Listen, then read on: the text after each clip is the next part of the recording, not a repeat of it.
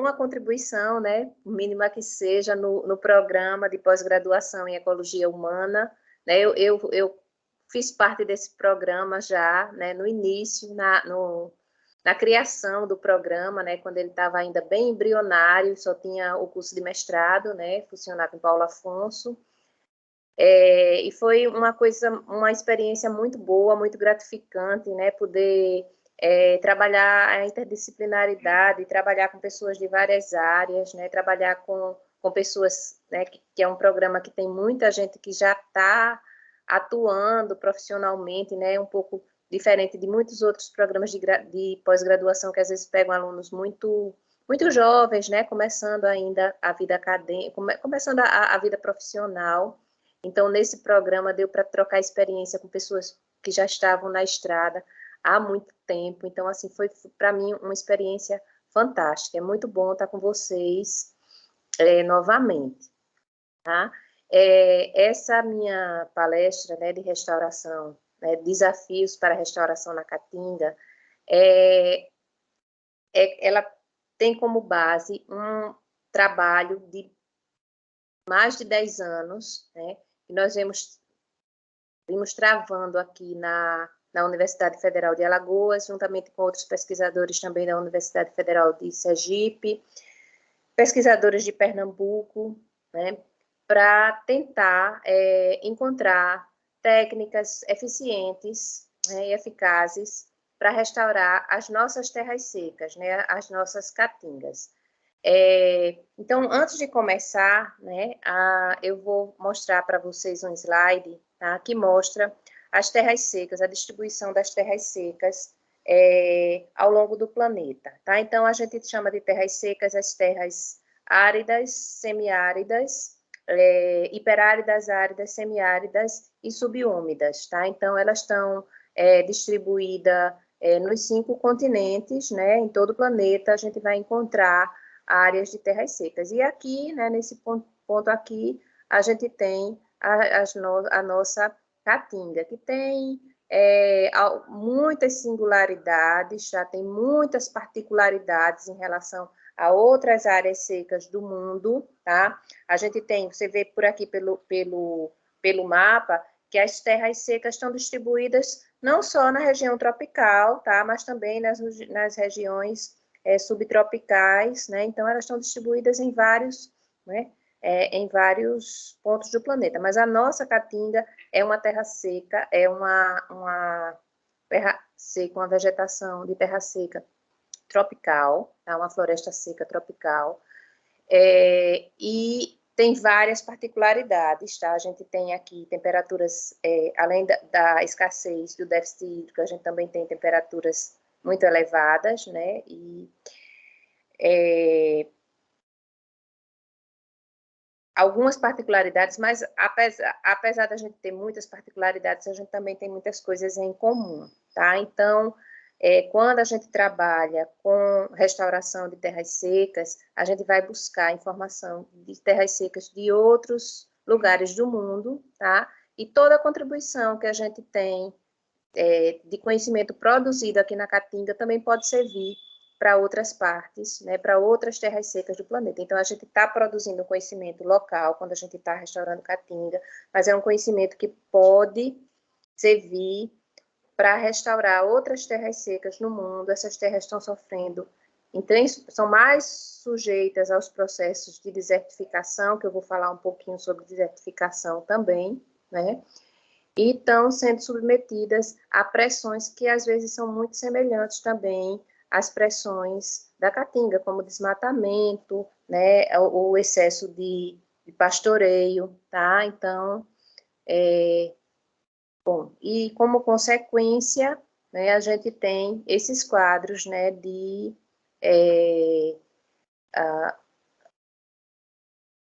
impactos socioeconômicos relacionados diretamente à escassez hídrica, mas também relacionada à falta de políticas públicas, né? Então, assim, a gente tem aqui, nesse lado aqui, no lado superior, uma terra seca, né? Localizada no continente africano, né? Onde as pessoas estão recebendo, né, cestas básicas, tá? Então, aqui Aqui do lado esquerdo, a gente tem um quadro que retrata a caatinga brasileira na década de 60, tá? Quando a gente tinha muito êxodo, né? A migração das populações que viviam no semiárido brasileiro para as cidades, para as capitais, né? Isso hoje ocorre em menor quantidade, não porque a seca acabou, mas graças a algumas políticas públicas que foram implementadas e que, né, acaba que mesmo a seca, alguns períodos de seca tendo sido assim extremamente duros do ponto de vista meteorológico mesmo, tendo sido muito difícil, tem muita escassez, mas às vezes não teve a consequência social que teve em anos anteriores, onde não existiam as políticas sociais, né, voltadas para atender a população em situação de maior vulnerabilidade. Essa foto aqui é de 1983, tá? Eu lembro dessa foto, desse, foi de Jornal do Brasil, isso virou manchete, tá? Pessoal, quem tem na faixa dos 50 anos deve lembrar disso aqui, né? Era no Ceará, um homem mostrando, né, que estavam comendo calango, né? Então ele mostra aqui o calango, né, que era fonte de proteína animal, né? Eu vi situações muito tristes também na Caatinga, por exemplo, na seca de 1993, né? As pessoas vendendo 1 decilitro de leite, porque ninguém tinha dinheiro para comprar 1 litro, né? E as famílias compravam e depois completavam esse decilitro, né, com água, né, para fazer um pirão, para tentar alimentar, né, os filhos em casa. Né? Então, as consequências, né, da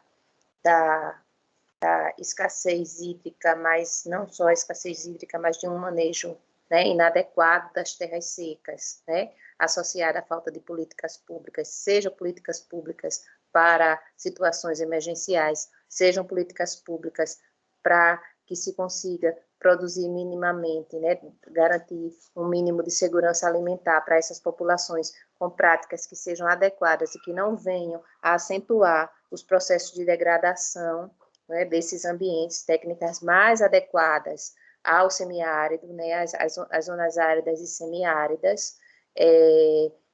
Então, a falta desse tipo de ação, né, são responsáveis por esse tipo, né, de situação social. Né?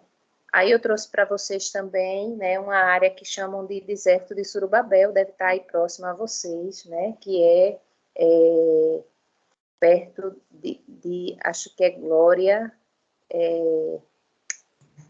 Rodelas. Rodelas, exatamente, Rodelas, desculpa, é em Rodelas, tá? Então, esse deserto aqui, quando eu vi essa imagem de satélite, eu não cheguei aí a Rodelas, tá? Mas eu vi essa imagem de satélite e vi que provavelmente essa área aqui era uma área de duna, né? Que tinha duna mesmo, tinha um solo muito arenoso, mas essa área aqui, né, onde eu estou passando o mouse, isso é que, né, consequência de desmatamento, essa área aqui vai avançando, né, sobre essa área aqui de Caatinga, que praticamente não tem mais nada, né? Então, vai acentuando, né, vai provocando o processo de desertificação. Tá? Então, falar um pouquinho, né? Então, assim, olha só, isso aqui não é em Rodelas, mas isso aqui em Alagoas, relativamente próximo ao Rio São Francisco, né? A gente teve a incumbência de restaurar essa área aqui da direita, tá? Isso aqui parece a paisagem da Lua, né? É uma coisa assim. Né? E essa área aqui da esquerda, que é uma parcela de manejo florestal, tá? Mas só para mostrar a vocês como existe diferença de solo, né? O solo aqui mais arenoso, sem pedra, e esse solo aqui pedregoso da Caatinga, mas é uma área de manejo, tá? Então, essa área aqui é uma área onde existe corte de madeira. Essa aqui a gente tem um manjico, foi cortado fazia um mês, mais ou menos, que ele havia sido cortado, ele está com meio metro.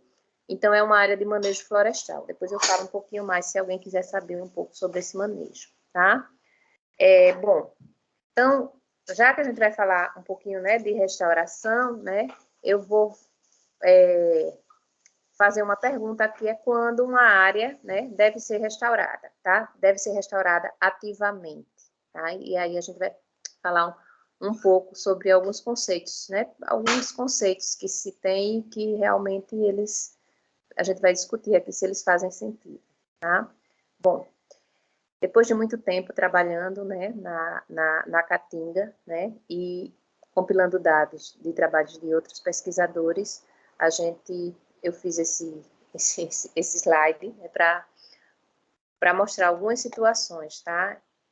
A área que perdeu o solo superficial está havendo alteração de fluxos hídricos dos rios, está com relevo íngreme, com solo muito arenoso, perda de nutriente, acidificação, salinização, contaminação química, invasão de espécies exóticas, ausência de fonte de propágulo e dominância por espécies altamente competitivas, que podem ser exóticas ou mesmo espécies nativas, mas alastrantes, que não permitem que outras espécies se estabeleçam.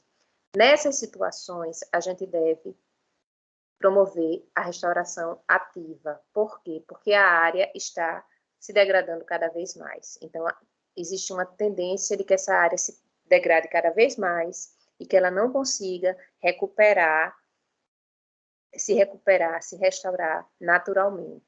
Em outros casos, quando não ocorra nenhum desses fatores aqui, quando a gente não observe nenhum desses fatores, geralmente é melhor deixar a área se recuperar naturalmente.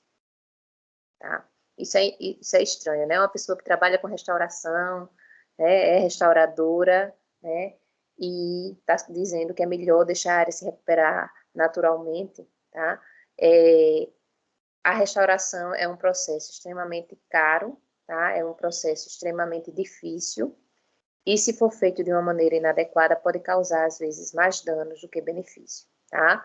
Mas, se estiver havendo qualquer uma dessas situações, a área pode não se recuperar naturalmente e aumentar o seu estado de degradação. Então, é nessas situações que a gente entra com a restauração ativa, tá?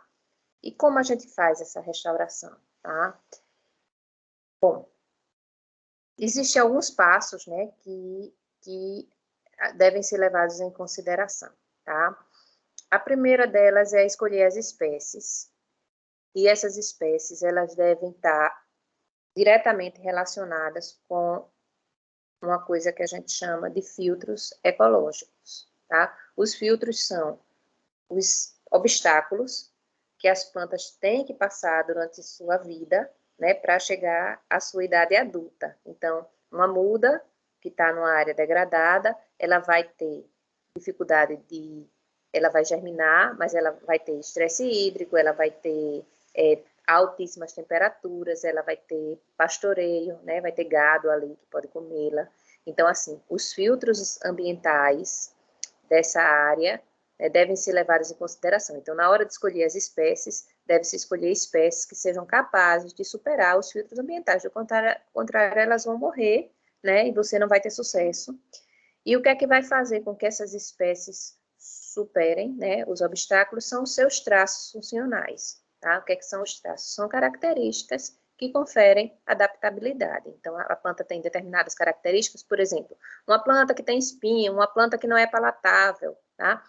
Já adianto, se for uma área que tenha gado, que tenha bode entrando e comendo, não vai adiantar. Você vai plantar e o bode vai comer, tá? Então, primeira coisa, elimina os herbívoros, isola, né, a área de herbívoro, fazer cerca é uma coisa extremamente cara, então muitas vezes as pessoas fazem cerca só na muda, ao redor da muda, protege a muda e não a área toda, tá?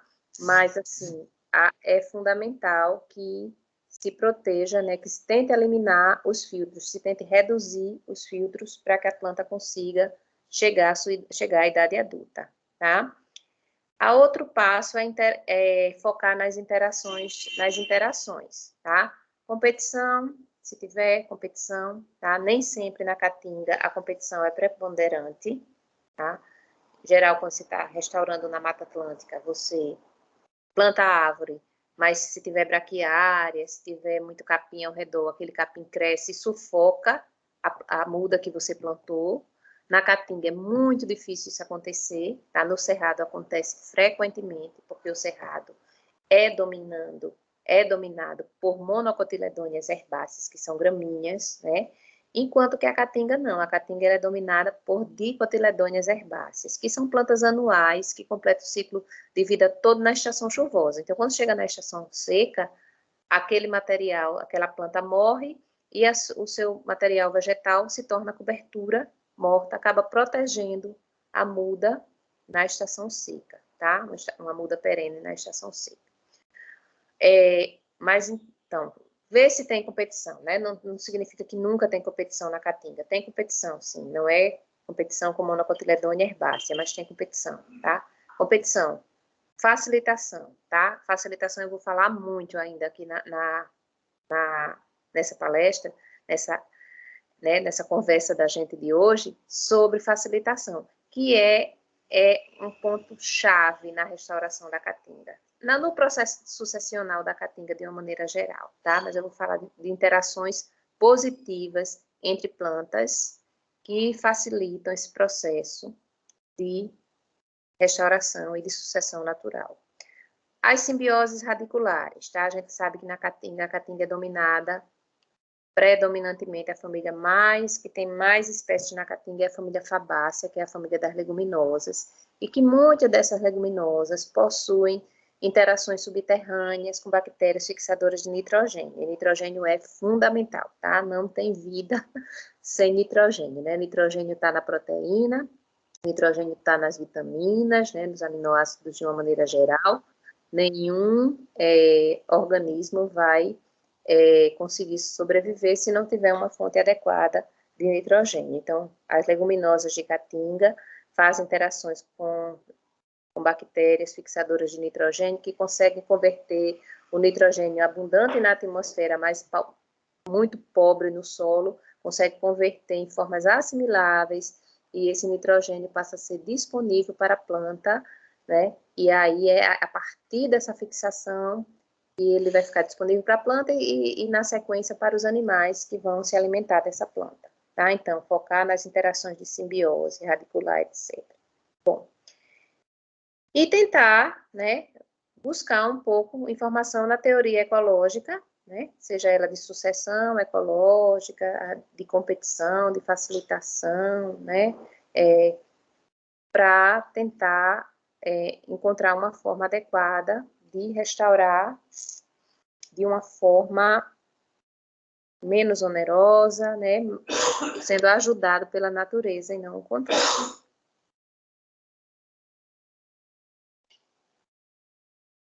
Então, vamos lá, né? Então, a escolha das espécies, tá? Eu estou aqui com o tamboril, chamam também timbaúba, aqui do lado, né?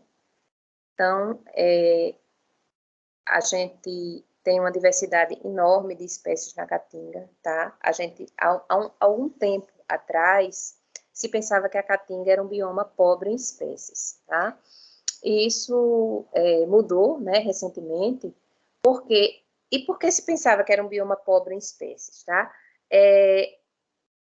Quando a gente vai fazer levantamento florístico na área de caatinga, que a gente pega uma área de mata e a gente faz um levantamento, geralmente o número de espécies não é tão grande como na Mata Atlântica, por exemplo, tá? É um número bem menor. Então, a gente tem uma diversidade, essa diversidade local, essa diversidade dessa área, né, isoladamente, é a diversidade que a gente chama de diversidade alfa, tá? Mas existe uma outra coisa, que é a diversidade regional, que é a diversidade gama. Por exemplo, se você pegar o estado de Alagoas, os fragmentos todos do estado de Alagoas, né, ou do médio sertão alagoano, vários fragmentos, ali você vai ter a diversidade gama daquela região, tá? E a diversidade gama não é tão baixa. Por que não é tão baixa? Porque a caatinga, ela responde muito rapidamente, muito prontamente a qualquer fator minimamente, a qualquer fator mínimo ambiental, seja uma variação no solo, seja, né, ou seja variação de textura ou de profundidade, tá? De precipitação um pouquinho maior, um pouquinho menor. Então, a flora vai responder rapidamente a isso, ou seja, vai responder como? Se eu tenho uma área no município que tem uma precipitação levemente maior, vai ter uma composição. E no município vizinho, vai ter uma área que tem uma precipitação, eu falei uma precipitação maior, né? No município A tem uma precipitação um pouco maior, no município B tem uma precipitação um pouco menor, você já vai ver diferença. Então, se você tem duas matas quase vizinhas, mas que tem precipitação diferente, você vai ter uma composição diferente. Então, quando você vai pegar a diversidade regional, você tem uma diversidade grande, porque você tem dois subconjuntos diferentes, e essa diversidade regional vai ser maior porque a taxa de substituição, ou seja, o pool de espécies daqui não é o mesmo daqui. Então, você vai ter uma coisa que a gente chama de diversidade beta alta. Então, na Caatinga, a gente tem uma alta diversidade beta, embora a gente tenha uma baixa diversidade alfa, tá? Então, a gente tem uma quantidade muito grande de espécies. E se a gente sabe que as espécies variam muito em relação às características ambientais, a gente deve levar isso em consideração na hora de restaurar, né? Por exemplo, estou vendo aqui uma barriguda na imagem, né? Vocês já devem estar vendo aqui, estou vendo duas logo, né? Uma barriguda aqui e uma barriguda aqui, tá? A barriguda, ela ocorre muito nessas regiões com afloramentos rochosos, tá? Eu vejo muito barriguda em área com afloramento rochoso. Eu nunca vi barriguda em área de solos profundos, mas pode ter, pode ser que eu nunca tenha visto, mas pode ter. Mas é necessário se fazer um levantamento prévio para ver o que é que tinha naquela região, o que é que tem numa mata bem próxima, tá? Uma mata bem próxima que esteja mais ou menos nas mesmas condições, para poder escolher as espécies, para não sair plantando espécie que não ocorre na região, né? Ah, eu queria tanto plantar uma imburana de cheiro aqui, mas não tem imburana de cheiro aqui na região, não tem, nunca teve, quer dizer, não em tempo histórico que se lembre a presença da imburana de cheiro. Então, não leve imburana de cheiro, ela provavelmente não vai se adaptar bem àquela região, ela não é daquele local. É da Caatinga, mas não é daquele local de Caatinga, tá? Não é de solo arenoso, a imburana, no caso, é de solo arenoso, tá? Só vi imburana em solo arenoso. Então, o solo é argiloso, não leva imburana de cheiro, tá? Não leva barriguda, que é de solo arenoso também. Então, faz-se um levantamento, tá? Então, a gente tem bancos para fazer levantamento de espécies, bancos de coletas, né? Como o SP-Link, o Species Link, que é um banco de dados, que eu daria outra conversa com vocês, mas depois vocês podem até me perguntar por e-mail, tá? Eu botei meu e-mail aí, né? Existe uma plataforma chamada Species Link, onde você consegue ver os dados de todas as espécies que já foram um dia coletadas em qualquer lugar que você queira. Então, por exemplo, eu sou do município, né, eu dando aula aqui no município de Arapiraca, eu tinha alunos que eram de municípios bem pequenininhos, né? Eu sou de Palestina, né? Eu sou de Girau Ponciano, eu sou de tal lugar, eu acho que lá nunca ninguém coletou. Quando eles iam no Species Link, chegavam lá e descobriam que alguém passou por lá um dia, coletou e depositou esse material em alguma coleção botânica do país, ou de outro país até, tá? Então, isso aí fica registrado. Então, é uma boa fonte para a gente ir lá e dizer, olha, tem essa espécie, isso aí não só para restauração, viu, gente? Às vezes a pessoa está trabalhando com, eu estou querendo caracterizar a minha área, quero saber as espécies que tem, até com plantas medicinais mesmo, você vai e você vê quais são as plantas que já foram coletadas, e às vezes tem um nome popular que você quer saber o nome científico, né? O ideal é você sempre coletar, identificar, mas você já pode ter uma pista do que é que pode ser a sua planta, tá olhando para ela, porque, olha, eu coletei em Palestina, e essa planta medicinal aqui, chamam ela de angico. E aí eu vou olhar o que é que já foi coletado em Palestina e vejo as espécies, tá? Então, isso é super bacana, a gente ter esse banco de dados, tá? Então, primeira coisa no processo de restauração, a escolha das espécies, tá? Eu fiz um levantamento no Species Link, aqui em Alagoas a gente encontrou 800 espécies diferentes de fanerógamas, tá?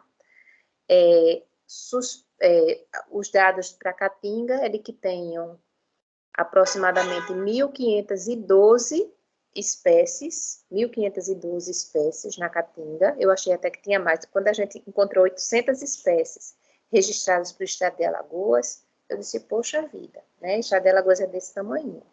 Mas, como os dados do Species Link não são filtrados, às vezes tem coisa que está lá com outro nome, mas é a mesma coisa. Então, assim, tem que olhar com um certo critério. Dados recentes apontam que pelo menos 1.512 espécies de árvores, arbustos e ervas, de angiospermas, tá? E 318 são endêmicas, ou seja, são espécies que ocorrem na Caatinga e nenhum outro bioma, tá? Você só vai encontrar naturalmente essas espécies na Caatinga. Então, assim, é um bioma super importante, né? A gente tem 318 espécies que, se a Caatinga desaparecer, 318 espécies podem desaparecer junto, né? Então, é uma coisa bem importante. Bom, aqui mostrando algumas imagens, né, de como as caatingas podem ser diferentes, tá? Então, a gente tem aqui uma área de arbusto com cactos, a gente tem aqui uma área, claro que essa área aqui foi desmatada já, mas ficou nessa área só os licuris, né, como vocês chamam, licuris gigantes, tá? E não, tem os licuris e tem licuriroba, que chamam também, mas você vê, isso aqui, ó, a gente aqui em Alagoas, a gente tem uma área onde a gente tem licuri com 7, 8 metros de altura, tá? Tem uma área assim de campo, eu não sei se essa foto foi de lá, mas a gente tem uma área onde tem licuris muito grandes e, inclusive, a gente fez a análise genética dessas populações, porque tem áreas também no sertão onde os oricuris mal passam de 3 metros de altura, né? São bem mais baixinhos, mesmo sendo oricuris já maduros e tal. E a gente encontrou também, próximo a essa área, uma área com os oricuris mais baixos também, mesmo sendo oricuris antigos, velhos e tal, mais baixos. Então, isso vai variar também com a profundidade de solo e varia também com a composição genética, né, dessas populações de oricuri. A gente fez a filogeografia do oricuri, né? A gente publicou até esse artigo agora, há uns 2 anos atrás, mostrando a quantidade de populações de oricuri que a gente tem aqui no nosso sertão. Tá, aí a gente vai para uma outra questão, né? Além da gente escolher as espécies, a gente deve tentar não misturar populações, tá? Isso aí alguém pode dizer, puxa, é preciosismo demais. Depois desse trabalho que a gente fez com o oricuri, a gente viu que as populações de Alagoas estão muito distantes da população da Bahia, porque tem a barreira geográfica do Rio São Francisco, muito distante do ponto de vista genético. Então, pega a semente da Bahia para plantar na Bahia, pega a semente de Alagoas para plantar em Alagoas. Se tiver uma fronteira como o Rio São Francisco, que é uma barreira geográfica, para uma espécie que a gente achava que ela era dispersa pela arara, e depois a gente chegou a quase conclusão de que ela não é, ela é predada, né? Ele come os frutos, mas come os frutos verdes, mas que dificilmente dispersa, porque não tem tanto fluxo gênico entre a população que está de um lado do rio e a população que está do outro lado do rio, tá? A gente sabe que fluxo gênico acontece muito também pela polinização, e como ela, né, é polinizada por abelhas de voo curto, né, não ocorre essa chegada do pólen de um lado para o outro do rio, mas chegariam sementes, né, se houvesse essa dispersão por pássaros de voo longo, né? Mas, enfim, então ter esse cuidado também, tá? Bom, isso aqui foi, aqui eu só estou mostrando aqui o estado de Alagoas, tá? Tá com um erro aqui em cima é Pernambuco, né? Esse mapa aqui, depois ele foi consertado, mas eu não recebi a versão nova dele, tá? Então, aqui a gente tem Pernambuco, Sergipe, Bahia, e aqui o estado de Alagoas. Por que eu estou mostrando o estado de Alagoas? O estado de Alagoas, né, é um estado bem pequeno comparado ao estado da Bahia, mas vocês estão vendo aqui por esse mapa da precipitação pluviométrica, né, a quantidade de chuva que a gente tem aqui no estado, como ela varia mesmo a distâncias muito curtas. Então, a gente tem aqui, por exemplo, né, a gente tem uma área aqui próxima ao litoral, que a gente tem 200 ou 2.000, entre 2.300 a 2.400 milímetros de chuva, tá? É chuva de parte da Amazônia. Tem área na floresta amazônica que chove bem menos do que isso, tá? 800 milímetros a menos do que isso. Tem áreas no Acre que chove 1.800 milímetros. Então, aqui está, né, área com muito mais chuva do que algumas áreas da floresta amazônica, das áreas mais secas da floresta amazônica. Em compensação, a gente tem essa área aqui, no médio sertão alagoano, onde a gente tem 300 e 500 milímetros de chuva, tá? Chuva do Raso da Catarina, né? O Raso da Catarina é assim.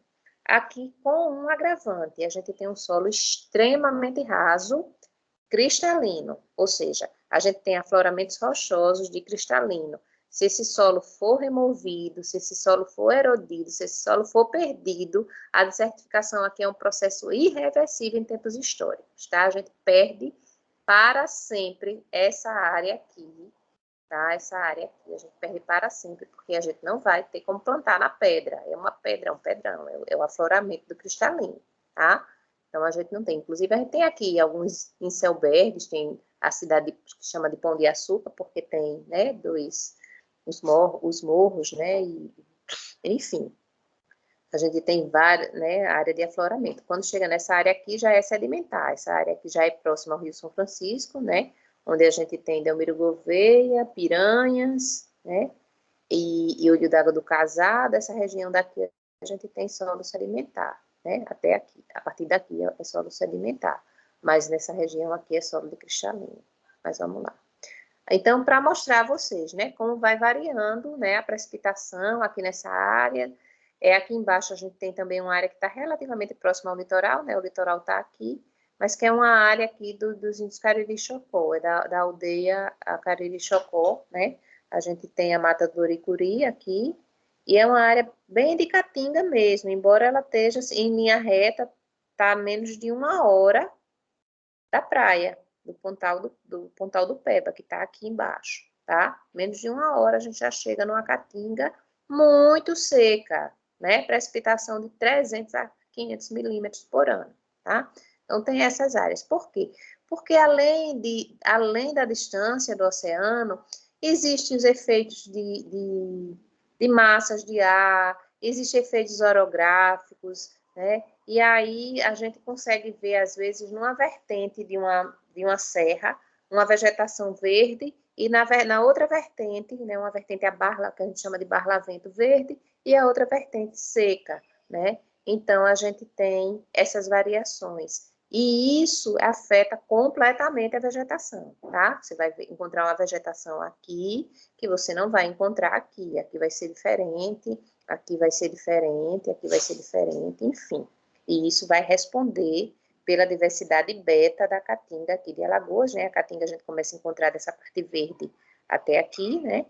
E a gente vai ter uma variação muito grande de espécies. Não adianta plantar aqui com as espécies daqui e vice-versa. Bom, o processo de restauração da caatinga, ele começa mais ou menos igual como começa qualquer processo de restauração, né? Primeiro o planejamento e depois, à medida que a gente vai ao campo, a gente começa o processo de coleta de semente, catalogação dessas sementes, com o cuidado de se manter a maior diversidade possível, né? Parece, eu tô vendo uma mensagem aqui de que tem convidados aguardando para entrar. Não sei se já conseguiram entrar. Bom, entrou agora. entrou, né? Tá. Então, a gente tenta não coletar a semente somente de uma árvore, né? Então, aquele processo, às vezes a gente, na maior boa vontade, a árvore está cheia de semente, a gente pega todas as sementes da árvore e vai produzir muda só daquela árvore. A gente está condenando, né, uma restauração com espécies que são extremamente próximas do ponto de vista genético. Isso não é bom, né? A gente tem que garantir diversidade. Então, a gente deve buscar outras matrizes, né? Porque essas espécies muito próximas do ponto de vista genético podem, no futuro, não produzirem sementes quando houver cruzamento entre elas, né? São indivíduos da mesma árvore, né? De vírus irmãos. Então, dependendo da espécie, pode ter restrições, né? Tem espécies que não toleram a autopolinização. Então, nesse caso, é quase uma autopolinização, tá? Então, a gente deve buscar matrizes diferentes, em localidades diferentes, né? Para poder garantir a maior variabilidade genética. Depois, produzir as mudas no viveiro, né? Existem pessoas produzindo em viveiros telados, existem pessoas produzidas em viveiros em pleno sol, tá? Tem autores que defendem que na caatinga a gente não deve sombrear as mudas, mesmo na fase inicial, que é para que elas já nasçam com maior rusticidade e com uma proporção maior de raiz do que de parte aérea. Quando a gente sombreia realmente, quando a gente bota as mudas de caatinga numa estrutura como essa e fornece água em abundância, elas tendem a ficar estioladas. O que é isso? Elas começam a crescer fininhas, né? Ficam bem compridas, finas, e aí elas não investem na massa radicular, né? E acabam morrendo quando vão para o campo, quebrando com o vento, enfim, né? Então não são mudas de boa qualidade. A gente tem que ter, né? Descobrir as estratégias, buscar na literatura para produzir a muda de cada uma das espécies, né? Aqui a gente tem juazeiro, aqui a gente tem pato de vaca, né? E aí cada espécie, a quebra da dormência, a exigência de água, né? Se ela vai aguentar ficar em pleno sol desde sempre, né? Se vai querer um pouco de sombreamento, enfim, tudo isso a gente tem que levar em consideração nesse processo de produção de muda. Tá? Aqui alguns trabalhos que a gente fez de restauração, tá? Então, aqui foi com os índios Cariri Chocó, ali naquela área que eu mostrei, que é bastante seca, é uma área de caatinga, tá? Esse aqui são os homens da tribo que foram buscar as mudas, e assim, na época eu não fui para esse plantio, né? A gente produziu as mudas no viveiro, mas eu não fui para esse plantio porque eu estava com um bebezinho bem novinho na época, né? Meu segundo filho. Isso foi em 2010. Meu filho tinha nascido em dezembro de 2009. Isso aí foi mais ou menos em abril de 2010. Então ele estava bem novinho, eu resolvi não ir. E quando eu cheguei lá, quando os alunos chegaram de volta, disseram que as alunas estavam revoltadas porque os índios não deixaram as mulheres plantar as mudas, as mulheres da aldeia, né? E as mulheres da aldeia ficaram realmente muito chateadas. Aí depois a gente fez novamente um plantio só com as mulheres. Enfim, né? Foi uma questão interna lá, mas deu muito problema. Então a gente também tem que ter habilidade, tem que ter capacidade de negociação, tem que conversar com as pessoas, né? Eu sou totalmente contra, pode ser cultural, pode ser como for, mas eu não consigo entender como é que uma muda produzida por uma mulher não pode ser plantada por uma mulher. Então, né? Então, assim, a gente tem que, né? Eu tenho meus limites, né? A minha forma de pensar mesmo, né? E eu acho que eu devo colocar também, devo me colocar nessa questão. Então, assim, quando a gente restaura com pessoas e a gente restaura para as pessoas, né, também, né? Não é só para os animais, não é só para o ecossistema, mas também para as pessoas. Nesse caso aí, a gente levou espécies que eles não tinham mais, que, né, levou muitos oricuris, a gente levou mais de 3.000 oricuris para essa aldeia, tá? Né, eles foram plantados. O oricuri é muito importante, tanto que a mata lá se chama Mata do Oricuri, onde se realiza o ritual, que é chamado de oricuri, né? O ritual que acontece com muita frequência, né, na comunidade Cariri Chocó, mas assim, são coisas que a gente vai encontrar no meio do caminho, né? Essa surpresa que para mim foi bastante desagradável, que foi o fato das mulheres não serem integradas, né, no processo de plantio. As minhas alunas ficaram revoltadas, né? Mas eu não estava lá para tomar nenhuma decisão, elas acabaram entregando as mudas aos homens e depois eu entrei em contato e a gente levou umas mudas só para as mulheres, para elas plantarem em uma outra área e eles designaram, né? Porque nessa área não podia, tinha uma área que nem a mulher não podia nem entrar, né? Então, enfim. Bom, E aí, falar dos desafios, né? Fora esse, além desse desafio, né? Porque é um desafio, né, grande que a gente, né, encontra quando a gente vai trabalhar com gente, né, com pessoas, e as pessoas têm, né, sua cultura, né, sua forma de pensar, sua forma de agir, né, e aí a gente nem sempre, né, nem sempre é uma relação tão harmônica, né, às vezes, né, surgem os conflitos mesmo, pessoas também que não querem restaurar, que querem soltar o gado dentro depois, né, eu tive várias áreas que a gente restaurou e o vizinho cortou o arame, porque a área restaurada era a única área que tinha vegetação, e num tempo de seca extremo, ele cortou o arame e o gado entrou e comeu, né? E aí deu conflito de vizinho com vizinho, enfim. Então, além de todos esses conflitos potenciais, né, que podem ter por conta da gente trabalhar com pessoas e, né, com pessoas que pensam diferentes e que bom que pensam diferentes, mas, né, isso, né, tem o potencial de gerar conflitos, né, a gente tem vários filtros que são bem, que dificultam muito a nossa vida de restaurador na Caatinga, tá? Eu diria que a herbivoria, não a herbivoria natural, tá? Mas a herbivoria de animais de criação, né? Talvez seja o principal problema, tá? A grande maioria das áreas que a gente perdeu porque o gado comeu ou porque a cabra comeu, tá? Então, assim, se não eliminar, é muito difícil se não eliminar o acesso, né, desses animais às mudas, a gente vai ter muita dificuldade, tá? A gente vai ter muita dificuldade não, a gente não vai ter sucesso mesmo, a gente vai quebrar a cara, vai colher semente, vai gastar dinheiro para colher semente, vai gastar dinheiro para produzir as mudas no viveiro, vai ficar um ano inteiro, né? Do dia que a gente coleta a semente até o dia que a muda está pronta para o plantio, demora no mínimo 6 meses, porque demora a muda de caatinga, né? Para poder, a gente não pode plantar ela tão pequenininha que ela não aguenta. Então, às vezes a gente demora um ano para poder plantar na estação chuvosa seguinte, que é muito importante sempre escolher, né? Quem é produtor nem precisa dizer isso, que tem que plantar no início da estação chuvosa, né? Se plantar depois, perdeu também. Então,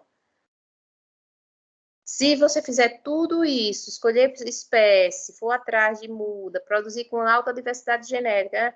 Plantar bem bonitinho na área e não proteger do herbívoro, você vai perder tudo, tá?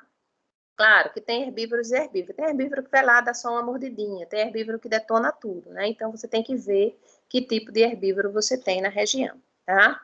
Então, a gente tem também, como filtros, além da herbivoria, a gente tem a baixa disponibilidade hídrica e as altas temperaturas. A baixa disponibilidade hídrica é uma coisa que as plantas, às vezes, já estão acostumadas, bem acostumadas, as plantas de caatinga. Elas começam desde da muda, quando você começa a produzir a muda, tanto que a gente nem produz nos tubetes, a gente produz em saquinhos, porque você vê uma plantinha de umbu ou de imburana, ela já está com a batatinha dentro do saco. O pau d'arco também, o pau d'arco não, o angico já começa também a ter órgãos subterrâneos de reserva. Então, você começa a ver estruturas de reserva nas raízes desde a planta muito novinha. A craibeira tem uma raiz extremamente profunda. Se você não tiver cuidado, você está plantando aqui, ela está bem pequenininha, mas a raiz dela já furou o saco, tá? Já saiu, já enraizou no chão. E aí você perde aquela parte. Ela tem uma raiz que parece um tronco, você não vê ramificação nenhuma nela, até lá embaixo, no ápice dessa raiz, aí você vê os pelos radiculares, só, tá? Na parte de cima, é como se ela lançasse mesmo a raiz para pegar água lá embaixo, tá? E ela é uma planta extremamente, é maravilhosa a craibeira, porque ela tanto aguenta estresse hídrico quanto aguenta alagamento. Se ela ficar um mês embaixo d'água, né, o rio encher, ela é de mata ciliar, o rio encheu, ela ficou embaixo d'água um mês, 2 meses e ela não morre, ela consegue, né, sobreviver a esse encharcamento. Então, assim, ela tem essa plasticidade.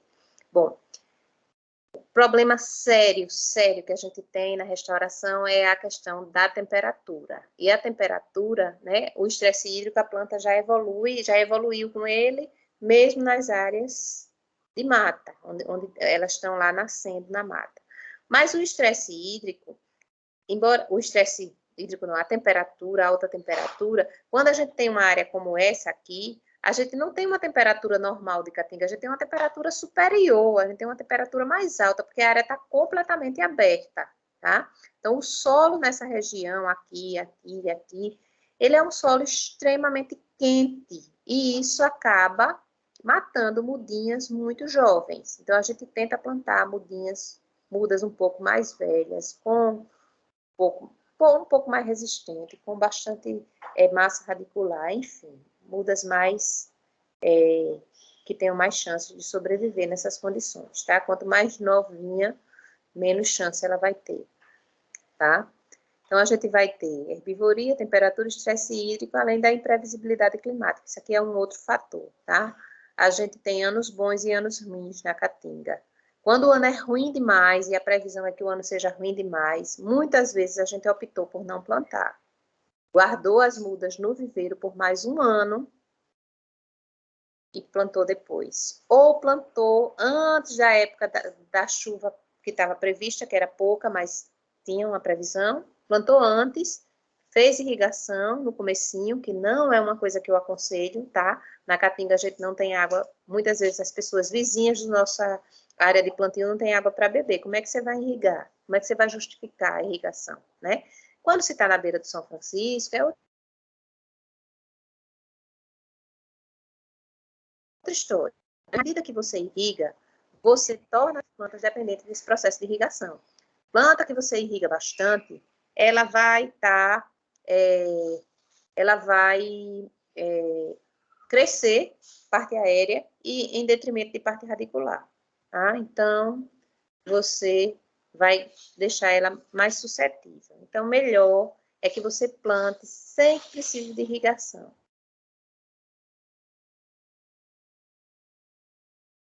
É possível.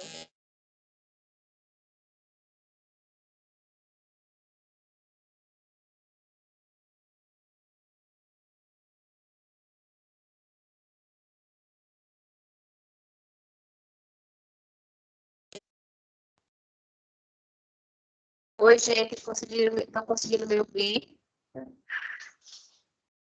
Agora sim.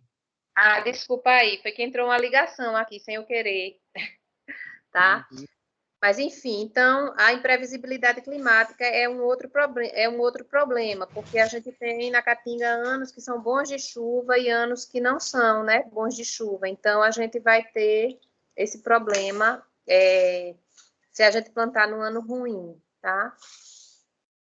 Bom, então, mostrando aqui algumas áreas, né, eu já falei que irrigação é o último caso, acho sempre que é o último caso, tá?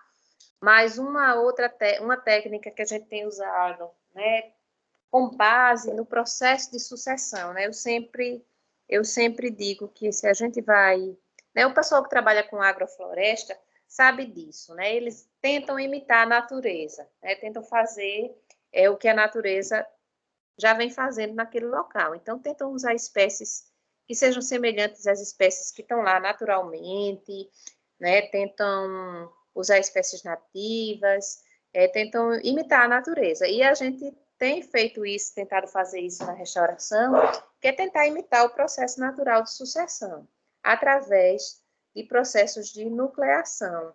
Então, isso aqui é um trabalho que foi feito por um aluno meu de mestrado, com o juazeiro, né? Então, ele conseguiu ver que o juazeiro, como uma árvore remanescente na pastagem da caatinga, ele conseguia diminuir muito embaixo da copa dele a temperatura, aumentar a umidade do solo, né? E com isso ele fazia com que as mudas que nasciam, né? Que eventualmente as sementes caíam próximas ao juazeiro, elas nasciam e conseguiam se estabelecer, enquanto as que estavam em áreas abertas não conseguiam se estabelecer.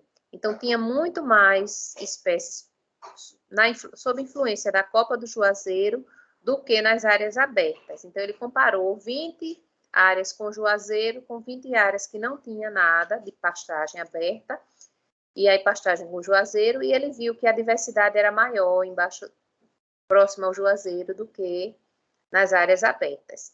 E aí vai por terra aquele conceito nosso de competição, né? Ah, o juazeiro está lá, vai competir com as outras plantas. Muito provavelmente, né, a teoria ecológica diz que quanto mais estresse houver no ambiente, mais haverá relações positivas entre as espécies. E quanto menos estresse, mais relações negativas, tá? Então, assim, acredita-se que a caatinga, né, como outras áreas áridas com ambientes mais hostis, existem mais relações positivas, ou seja, relações de facilitação, do que relações propriamente de competição, tá? Então, vou falar de novo sobre isso já já, tá? Chegou nesse slide aqui, que mostra o fogo. O fogo, né, quando eu comecei a trabalhar na caatinga, eu achava que as áreas de caatinga iam pegar fogo e ficava muito angustiada com isso. Não é que não pegue, não, tá? Um experimento da gente pegou fogo 2 vezes. Mas pegou fogo porque o cara foi botar fogo na roça do lado, não fez acero, passou para a nossa área experimental. As plantas não morreram, não, elas rebrotaram, tá? O fogo espontâneo ou semi-espontâneo, como ocorre no cerrado, aquelas queimadas, a gente não vê na caatinga com muita frequência, tá? Então, o fogo não tem sido um problema muito grande, embora a gente tenha perdido não, né? A gente tenha tido essa área que pegou fogo 2 vezes, mas, assim, não tem sido um grande problema para a gente o fogo, né? No cerrado, eu tenho colegas que restauram, e vem o fogo e queima tudo depois, né? Então, assim, depois de tudo feito, se não fizer um bom acero, mesmo fazendo acero, às vezes o fogo vem, e é muito comum, né, acontecer aquelas grandes queimadas no cerrado, tá? Na caatinga menos, porque a gente tem menos matéria orgânica acumulada nos tecidos vegetais, tá? A gente perde, a caatinga tem folhas mais delgadas, as árvores têm folhas mais delgadas, né, como aquelas folhas duras do cerrado, com muito acúmulo de carbono, muito acúmulo de lignina, muito lignificada, enfim, tá? Então, vamos lá. Bom, como é que as plantas vivem, né, nesses ambientes de caatinga, com precipitação como aquela que eu mostrei para vocês, de 400 milímetros por ano, né? E assim, uma vez eu estava falando com um colega da Espanha, e eu disse assim, não, é muito seco, 400 milímetros por ano. Ele disse, 400 milímetros por ano não é tão seco assim. A gente tem lugares aqui na Espanha com 300 milímetros. Eu disse, mas 300 milímetros num local frio, né? É outra coisa. A gente tem aqui 400 milímetros de precipitação numa área que a evapotranspiração potencial é de 2.000, ou seja, se tivesse 2.000 milímetros de água, evaporaria 2.000 milímetros de água, mas só chove 400. Então, assim, uma área realmente muito seca, tá?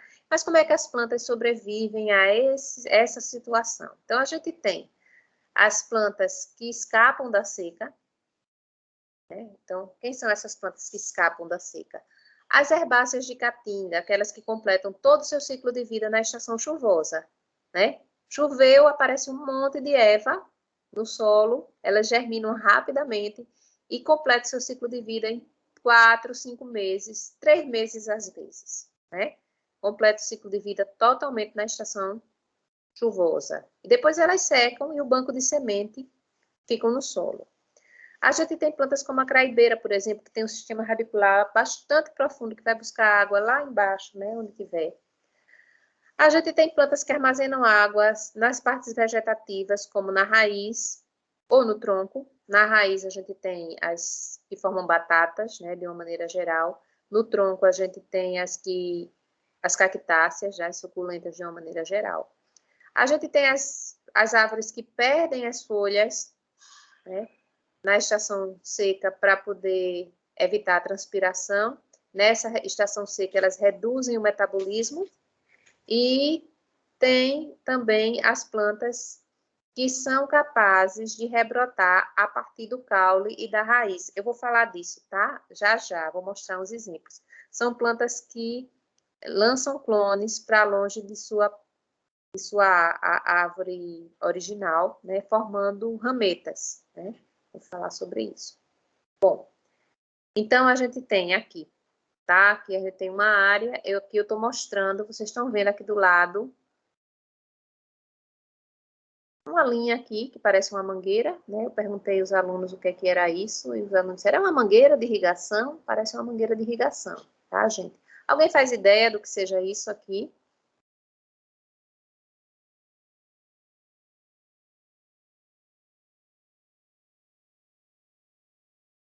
Não. Não. Alguém quer arriscar aí o que é? Isso aqui não é uma mangueira de irrigação. Parece que aí embaixo tem um sistema radicular que fez, né, o rompimento dessa rocha. Pois é. Aqui, essa área aqui é uma e essa aqui é outra, tá? Então, essa área aqui é uma área de areia, é um solo arenoso, tá?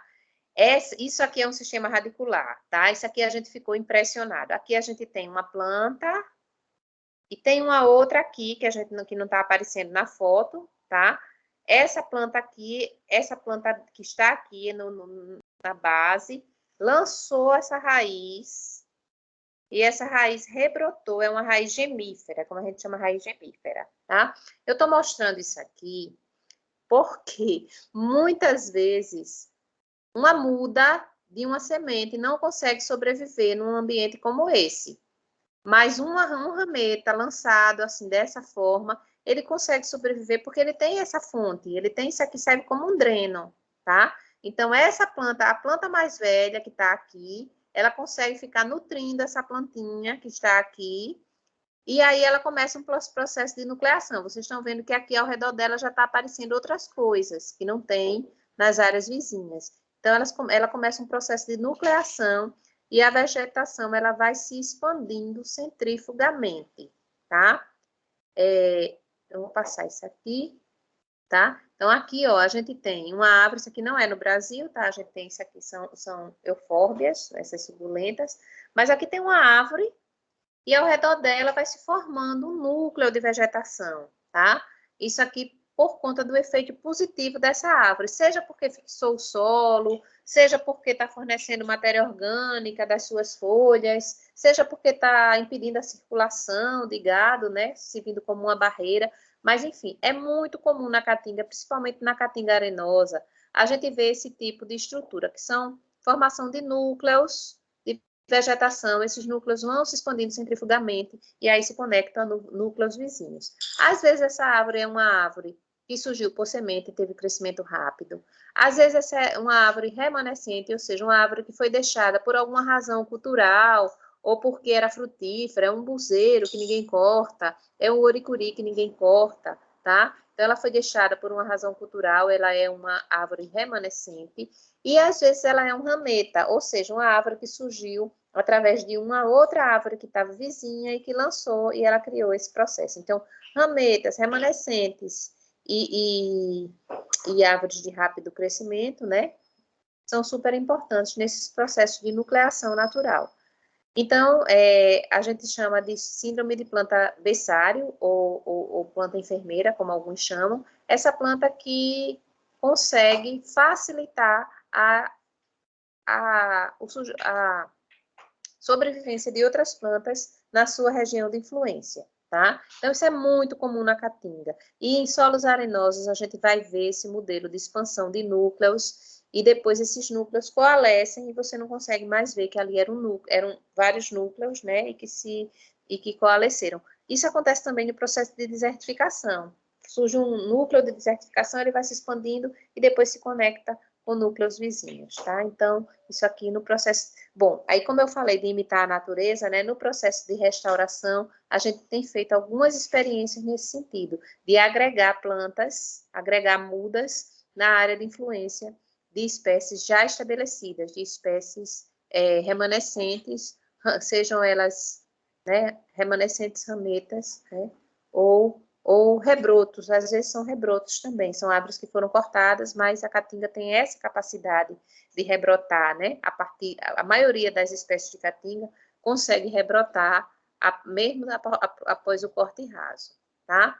Então, aqui mostrando, né, como essas plantas podem ter efeitos benéficos, nesse caso aqui, né, uma planta totalmente seca, mas fornecendo sombra, né, e reduzindo a temperatura para essa planta verdinha que está aqui, e aqui a mesma planta verdinha quando esse arbusto aqui foi removido, tá? Então, estou mostrando isso aqui porque a gente tem aquela ideia preconcebida, quem trabalha com restauração, de que tem que fazer coroamento para evitar competição. Gente, essa planta aqui está muito melhor do que essa, tá? A competição aqui por elas não está existindo. Na época da estação chuvosa vai ter água para as duas, na época da estação seca não vai ter água para nenhuma, mas essa aqui pelo menos vai ficar sob o sombreamento da outra, né? Então, esse aqui foi o trabalho que foi feito pelo meu aluno. Na Copa, ele analisou a sobrevivência de mudas nessa área aqui, embaixo da copa do Juazeiro e fora, né, numa área controle. E ele viu isso aqui, né? Que na área de ausência tinha bem menos espécies, bem menos indivíduos do que onde tinha a presença do Juazeiro.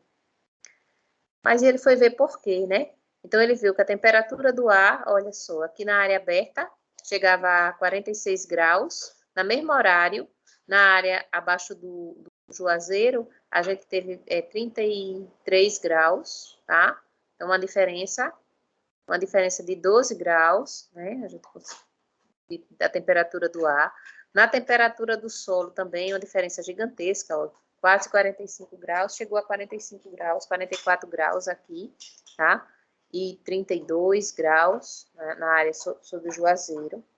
Enfim, luminosidade e umidade relativa. Ele analisou esses parâmetros. Aqui é só para mostrar a vocês um núcleo de vegetação, tá? Que se formou, né, por conta de Oricuri e Juazeiro. Aqui a gente tem Oricuri e Juazeiro, né? Forma essa mancha aqui. Aqui a gente já tem bromélia e mais uma quantidade enorme de plantas. Aqui também Oricuri, né? Esse Oricuri aqui tem 7 metros, é gigante, tá? E aí a gente viu que aí ele vai formando núcleos dessa forma, né? Abriga espécies na sua copa, né? Depois essas plantas caem e aí vão formando núcleos, né, ao redor. Então a gente conseguiu ver que onde tinha, né, esses triângulozinhos aqui são os oricuris, a gente conseguiu ver que a riqueza de espécies é sempre maior, né, onde tem a presença do oricuri do que onde ele está ausente. Então, são plantas-chaves. A riqueza da fauna também, tá, gente? Isso aqui é tudo que a gente encontrou na copa do oricuri, espécies que não conseguiriam sobreviver na Caatinga se não tivesse o oricuri ali naquele pasto. São áreas de pastagem com oricuri, tá? Então, a gente diz que o oricuri está fazendo uma conservação difusa, ou seja, não está concentrado tudo num lugar, mas em cada oricuri, né, fica como se fosse um ecossistema, né, um ecossistema onde algumas espécies conseguem completar o ciclo de vida na copa do oricuri, né? Tem um sapinho que nasce, né, completa todo o ciclo na bromélia, que está na copa do oricuri. Então, aqui algumas imagens. Como é que eles atuam, né? Essas plantas que são plantas berçárias, que são plantas-chave na restauração, né? A gente tem que identificar quem são elas e promover o uso dessas plantas para a restauração. Reduz a temperatura, a evapotranspiração, a luminosidade e a intensidade luminosa, né? Reduzindo o estresse abiótico. Servem de alimento para a fauna e matéria orgânica para as epífitas. Promovem abrigos para pequenos vertebrados e para plantas epífitas, né? E ninhos, né? E atraem polinizadores. Então, atuam também na reprodução, na proteção, na alimentação e na redução do estresse biótico. Tá? Bom, então, como a gente viu todo esse processo, né, de sucessão, como é que ele ocorre na Caatinga, a gente tem tentado incorporar a teoria, né, na restauração. Então, a gente faz como? Tentando duas vertentes principais. Uma são técnicas para melhorar a qualidade de mudas e a outra é a técnica para reduzir os filtros. Nós vamos ficar nessa melhorar a qualidade de mudas, tá? Uso de espécies de leguminosas fixadoras de nitrogênio, a rustificação dessas mudas, ou seja, antes de ir para o campo, a gente coloca elas no sol, vai reduzindo a quantidade de água, para que elas consigam se adaptar bem quando chegar ao campo, não queimar, enfim. Aumento da raiz, a gente pode fazer poda aérea, né, que é uma estratégia que se usa bastante já, que é produzindo um tubete com muitos poros, e aí ela vai emitir raízes por aqueles orifícios, e o ar vai podar essa raiz, e vai fazer com que essa raiz se ramifique cada vez mais. Então, a poda aérea, para a gente ter uma raiz extremamente ramificada, que vai ter mais eficiência na absorção de água. O uso de cano de PVC para a gente ter raízes mais longas, eu vou já mostrar. E técnicas de biofilme, que são filmes que são colocados nas folhas, né, aplicados nas folhas, são uma película, a aplicação de uma substância que forma uma película, uma substância líquida, mas que forma uma película, e que pode evitar a transpiração, né, e ajudar a melhorar determinadas taxas de fotossíntese, etc. Bolas de sementes, né? Uma estratégia que foi muito utilizada, mas que na Caatinga a gente não teve muito sucesso, mas o pessoal teve muito sucesso para a Mata Atlântica, né? Inclusive lança essas bolas de drone, né? Para áreas de difícil acesso. Se coloca matéria orgânica, esfagno, né? Faz com que aumenta a reserva para a semente. Aqui, vamos passar. E os canos de PVC, tá? Aqui está uma imagem dos canos de PVC. A gente cortou canos, né? Até a professora Eliane tem uns canos desse para a gente fazer uns experimentos aí. A gente não teve a oportunidade ainda. Mas, assim, canos de 1 metro, eles foram cortados nessa lateral. A planta, ela é plantada aqui. E aí, ele é amarrado, tá? Fica dentro desse garrafão. A gente só irriga aqui embaixo. A raiz ela é meio que forçada a vir buscar água aqui embaixo, então ele começa a crescer por aqui. E aqui dentro desse cano, quando a gente abre, eu não tenho foto aqui, a gente dentro desse cano, a gente encontra várias batatas, né? Os órgãos subterrâneos de reserva já vão se formar aqui. Então, quando a gente planta, a planta já tem uma reserva. Então, a gente tem um perfurador de solo com um alongador, aquela broca perfuradora, e aí a gente cava 1 metro, coloca esse cano, desamarra, coloca o cano, puxa as duas bandas, ele é cortado, né, e junta aí, amarra com câmara de ar, que é tudo técnica, essa técnica aí é da professora Gislene, da Federal do Rio Grande do Norte, e eu, né, copiei já essa técnica, e a gente fez aqui em Alagoas. E aí ela, lá no Rio Grande do Norte, ela conseguiu reduzir a mortalidade, que era de 80% para 20%, tá? Então, assim, foi muito bom, né? Na área dela deu muito certo. Ela testou com mudas sem a técnica e mudas com essa técnica. E ela colocou 3 litros de água. Quando ela cavou o buraco, ela coloca 3 litros de água e aí planta a muda, tá? Então,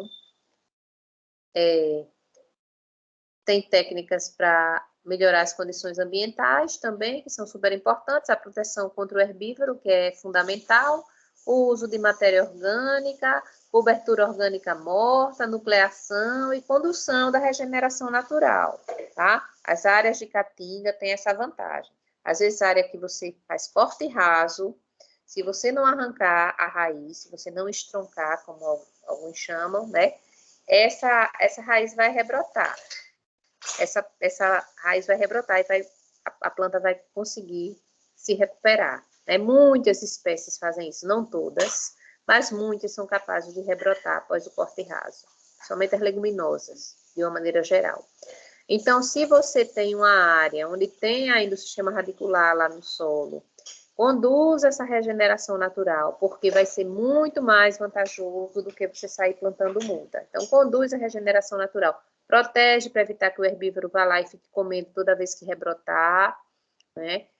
E ver que espécie é, se precisar introduzir outras espécies que ocorriam na área que não tem mais, né? Introduz mais, tenta conduzir a regeneração natural, que você vai ter uma planta muito mais rapidamente, né? Você vai ter uma árvore de uma forma muito mais rápida e mais segura. Existem outras técnicas, né, que a gente usa, como, por exemplo, o pote, né, mas isso, eu uma vez disse que isso aqui ficava caro demais, e um colega que trabalha com Cerrado e com Mata Atlântica, que disse que caro, ele disse, caro é ficar capinando braquiária, como a gente faz aqui. Isso aí não é caro, não. O pote é uma coisa que você coloca uma vez. O que é isso? Um pote de barro, você coloca e depois coloca as mudas no sistema, como se fosse um sistema de mandala, mas você não faz nenhuma irrigação, nenhum cano, nada. Isso aqui, o pote, pela parede do pote, ele vai manter um bulbo de umidade, né, até uma determinada distância, vai ficar mais úmido, e essas árvores vão ter mais chance de sobreviver. E esse pote é restabelecido a cada 15 dias, a cada um mês, dependendo da disponibilidade. Não deixa de ser um sistema de irrigação, né? Só que é um sistema de irrigação com menos perda de água para a atmosfera, menos evaporação, enfim. Em alguns locais onde tem bastante água, existe o reabastecimento automático, né? Tem cano ligando esses potes e sensores. E aí, à medida que o pote seca, o sensor vai e enche novamente o pote, tá? Mas onde tem água, né? A gente fez esse trabalho aqui próximo a Paulo Afonso, né? Numa área a gente testou, né? E teve relativo sucesso nessas áreas. Bom, essa área aqui, esse slide aqui vai mostrar o processo de nucleação natural que ocorre ao redor do Uricuri, né? Então, aqui a gente ilustrou, né? Bom, e era basicamente isso, né, que eu tinha para mostrar para vocês. Eu vou parar agora, porque a gente ainda tem, né? Abre um tempinho para as perguntas, se vocês quiserem colocar alguma coisa, fazer alguma consideração. Fechar aqui. Opa. Muito bem, meninos. E aí? Alguma questão? Vamos aproveitar a professora Flávia aí à disposição, né? Para a gente questionar. Tá nossa curiosidade. O Baneide está por aqui? Tá. Já se por favor. Oi, professora. Pois não, estou ouvindo. Então, eu queria tirar uma dúvida no início da palestra, ela está falando sobre a escolha das espécies, ela mencionou, se eu entendi errado, que, no caso, a criação de animais atrapalha no plantio de algumas espécies, tem que ser bem escolhidas. Foi algo nesse sentido mesmo? Assim, bode, cabra, essas coisas, ovelha. Eu pergunto isso porque, por exemplo, aqui na minha região, eu moro em Curaçá, né, tem uma discussão nesse sentido por causa da ararinha azul, né? Tem um projeto da ararinha azul aqui na natureza, né, o retorno da ararinha, e aí tem um pessoal que fala nisso também, mas para a gente falar isso para o produtor, para a pessoa que está na caatinga, né, para as famílias que vivem disso, e aí eu queria provocar uma discussão nesse sentido, se realmente é isso, como é que funciona, qual é a área que é escolhida, quais são as espécies, se é derogado com as comunidades. A escolha das espécies, ela vai depender de vários fatores, tá? Um dos fatores, um é a disponibilidade de sementes, né? Isso aí é fundamental. Você tem que ter sementes disponíveis daquela espécie que você vai reflorestar. Mas, assim, uma coisa muito importante é você não usar espécies que não ocorrem na região, tá? Porque elas não vão se adaptar bem, né? Então, assim, se for para fazer restauração, se você quiser fazer plantio, é outra coisa. Não, eu vou fazer um plantio para extrativismo, eu vou fazer um plantio, né? Por exemplo, tem áreas aqui do sertão de Alagoas que plantaram com aroeira de praia, não foi com aroeira do sertão, mas é para extrativismo da pimenta rosa. É um plantio, é uma coisa assim, que a população demandou essa espécie e a gente vai plantar, tá? No caso de locais onde existe gado, né? Se você vai restaurar aquela área, mesmo que não seja, não é nessa área aqui que está o gado, é na área vizinha, você tem que considerar que o gado pode andar e pode ir lá e pode destruir o seu plantio. E em áreas que tem, por exemplo, espécies ameaçadas sendo manejadas, como é o caso da ararinha azul, tem muito conflito, né? No Raso da Catarina eu sei que tem muito conflito, porque ela às vezes vai na área do produtor, come o milho, parece que está havendo uma compensação financeira quando isso acontece, né, para evitar da arara azul, não é ararinha, é arara azul, né? Uma coisa que a gente observou trabalhando com uricuri, não com esse trabalho de nucleação, mas trabalhando com uricuri com extrativismo, que eu também trabalho, né, com extrativismo, foi que a retirada de de palha de ouricuri para fazer vassoura ou para fazer artesanato, diminui muito a produção de fruto. Muito, muito, muito. A produção cai bastante. Então, teria que haver um manejo desses ouricuris, ou seja, ou deixa ouricuri para arara e ouricuri para as pessoas, ou, né, planta mais ouricuri do que a demanda local, né? Alguma estratégia tem que ser feita. Não existe uma solução pronta que sirva para todos os locais. Então, é fundamental que em cada local, né, se você vai restaurar dentro de um parque completamente isolado, onde não tem uma população que interaja, você vai tomar medidas que podem até não levar em conta a população, porque não tem população morando lá. Mas se você vai trabalhar num local, como eu fui trabalhar naquela aldeia indígena, né? E que na minha cabeça a coisa ia funcionar de um jeito. E o primeiro impacto que eu tive foi que mulher não podia plantar. Então, assim, vão ter muitas outras variáveis que você vai ter que considerar. Então, cada caso, né, vai ter um caso específico. Mas, assim, a população vai ser fundamental para que você, né, dialogar com a população vai ser fundamental para que você tenha sucesso. Senão, não adianta, né? Você está restaurando e a população que está do lado não quer, né, né, então, não quer daquela forma, não quer, né, então, o diálogo é fundamental. Professora? Pois não, Rita. É Rita. Estou vendo aqui. Então, parabéns pela palestra, muito boa, né, bastante didática. Obrigada. E no próximo, né, amigo? Mas quando eu comecei a dar aula em Paulo Afonso, eu cheguei lá e me surpreendi com o tanto de ficus que tinha na cidade.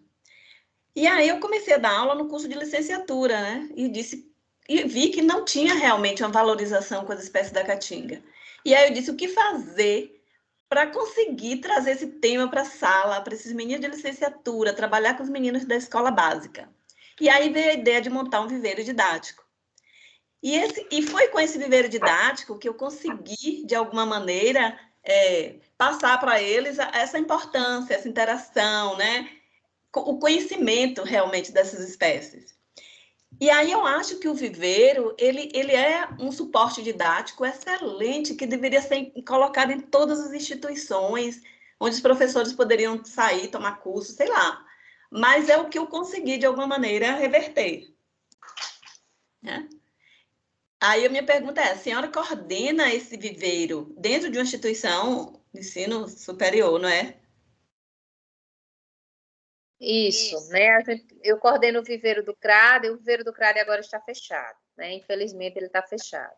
A gente está sem recurso, a gente está sem pessoal. Na época auge da pandemia, a gente ainda tentou manter o viveiro aberto, mas todo mundo pegou Covid, né? Teve não foi no viveiro, mas assim, teve uma época que todos as quatro pessoas que trabalhavam lá pegaram Covid de formas diferentes, estavam em cantos diferentes, né? Um no mês, outro no outro, e aí eu comecei a ficar muito preocupada, estava todo mundo sem vacina ainda, e aí a gente resolveu fechar. Mas, assim, eu acho que o viveiro é um instrumento extremamente importante tanto para fornecimento de muda, mas como para geração de conhecimento. Tá? Seja geração de conhecimento da gente mesmo, que a gente, quando começou a restauração da caatinga, a gente estava tocando de ouvido, porque não tinha partitura, né? Então, a gente estava assim, tentativa, erro, botava uma coisa, por exemplo, a história do coroamento. Eu tenho um colega que é agrônomo, que trabalha muito comigo, e que quando a gente plantou em Arapiraca, ele quis fazer coroamento. Eu disse, não faça, não precisa, não tem monocotiledônia aqui. Agora tem, porque depois do fogo, a braquiária do vizinho, eles colocaram irrigação também, então a braquiária se fez, né? Entrou na área pesada. Mas na época não tinha monocotiledônia para competir, era só dicotiledônia mesmo. Eu digo, não faça. Aconteceu que teve um problema de fuga de presidiário que era vizinho ao campus da gente, e a universidade teve que fechar. Então, ele coroou metade da área da gente e a outra metade ele não coroou. E resultado, que a área que ele não fez o coroamento teve menor mortalidade. Então, a gente criou um experimento sem a intenção, né? Eu disse, não. Aí, quando ele viu, aí ele veio dizer, olha, não precisa coroar. Eu digo, eu falei, né? enfim, porque aquelas plantas que morreram, que eram ervas anuais, que nasceram ali, que ele estava limpando para poder não competir, elas viraram cobertura morta. Na hora que elas morreram, né, na estação seca, elas viraram cobertura morta, proteger o solo, enfim. Então, assim, o viveiro, ele tem a função de fornecer conhecimento. A gente aprendeu sobre dormência, a gente aprendeu sobre o crescimento, sobre o sistema radicular, quem é que armazenava na raiz, quem é que não armazenava, quem é que tinha a raiz mais profunda, quem é que... Bom, enfim, a gente aprende no viveiro, mas também para divulgação da população e para fornecimento de mudas para esses projetos de arborização urbana, de paisagismo. Por quê? Sim. Por que se planta ficus? Porque tem ficus para fornecer e não tem craibeira, né? Tem ninho, gente, tem ninho. Em Paulo Afonso é mais fácil encontrar ninho para plantar na frente de casa do que achar um juazeiro. Mas se você quiser um juazeiro, você não acha, você acha um ninho. E nem conhecem. Nem conhece. Aí eu fui para uma cidade chamada Porto Real do Colégio, pronto, onde tem essa aldeia indígena. Quando a gente foi para a aldeia indígena de Porto Real, a praça de Porto Real do Colégio tem 4 pés de ninho. Aí eu olhei e perguntei, por que vocês plantam ninho? Ah, porque é bom de repelente de inseto. Eu digo, na praça. Que sentido tem, né?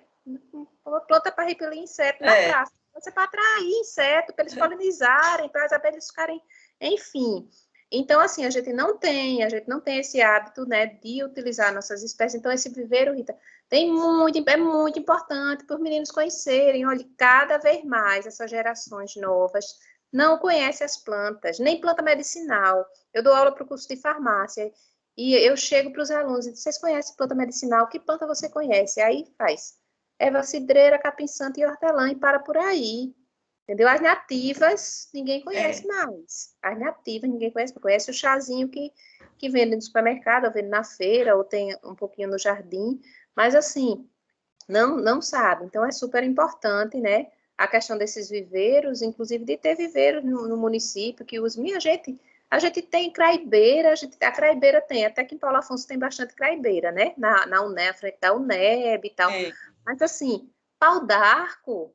Que coisa mais linda, né? A gente não usa. E quando a gente sai do Brasil, que vai, por exemplo, quando eu fiz o meu pós-doutorado na Austrália, eu fui para um lugar chamado Gold Coast, onde tem um balneário chamado Surfers Paradise, que é um balneário de surfista. Quem é surfista sabe da história de Surfers Paradise. Na rua principal de Surfers Paradise, a arborização é feita com pau-ferro. Quando eu vi, eu não acreditei. Eu disse pau-ferro. Eu peguei, tirei uma foto, mandei para os meus alunos do laboratório. Disse, gente, olha o que eu achei aqui. Aí um aluno disse, ô professora, como é que o pau-ferro chegou na Austrália? Foi pelo mar? Não, foi pelo ar mesmo, de avião, entendeu?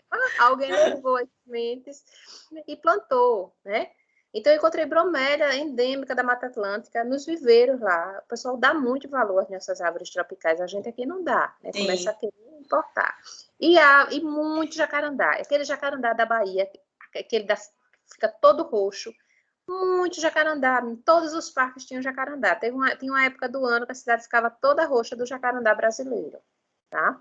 Então, assim, precisa realmente, né, começar a utilizar essas plantas, porque tem a questão cultural, tem a questão, né, da afinidade. Então, quantas pessoas mais velhas, às vezes a gente vai plantar uma árvore, assim, não tem um pé de não sei o que, não. Pronto, nessa vez que a gente foi plantar nos índios, quando a gente foi plantar com as mulheres, aí eu conversei um pouco mais com elas, e elas começaram a pedir plantas que fazia parte da memória, né? Tem muito afeto envolvido nisso. Lembra minha mãe, lembra minha avó usava, né? Minha mãe usava, né? Usava para isso, usava para aquilo. Então, assim, tem muita cultura, né? Nisso tudo. Então, assim, vale muito a pena você investir, né?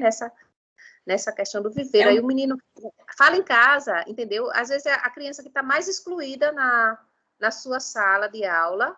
Quando ele fala em casa, a mãe é quem mais conhece, e aí essa mãe passa conhecimento para ele, e ele já diz, olha, essa planta é tal e tal, e começa, né, a se empoderar também pelo fato do seu próprio conhecimento ser um conhecimento que né, que está sendo valorizado também pela professora, né, pelos outros alunos. Então, assim, é um trabalho de formiguinha, né? Mas anda. É isso mesmo. Obrigada. Mais alguém? Nada. Mais alguém, gente? E aí, meninos, eu queria fazer um comentário interessante, Flávia, que aqui em Petrolina, né, eu moro aqui perto do rio, quase na chamada orla, né, a orla fluvial, e o nosso rio aqui, o despejo do esgoto da cidade é no rio direto, né, não tem tratamento, então nós temos grandes bocas de esgoto, né, e o esgoto é lançado, como é uma área que tem muitos edifícios, né, então o fluxo de esgoto é muito grande. E aí o rio tem muita baronesa, como consequência, né? Então elas invadiram ali a parte, uma faixa de terra, que é mais ou menos de uns 30 metros até o calçadão, e elas invadiram mais uns 10 metros assim da água, né? Tomaram parte do rio.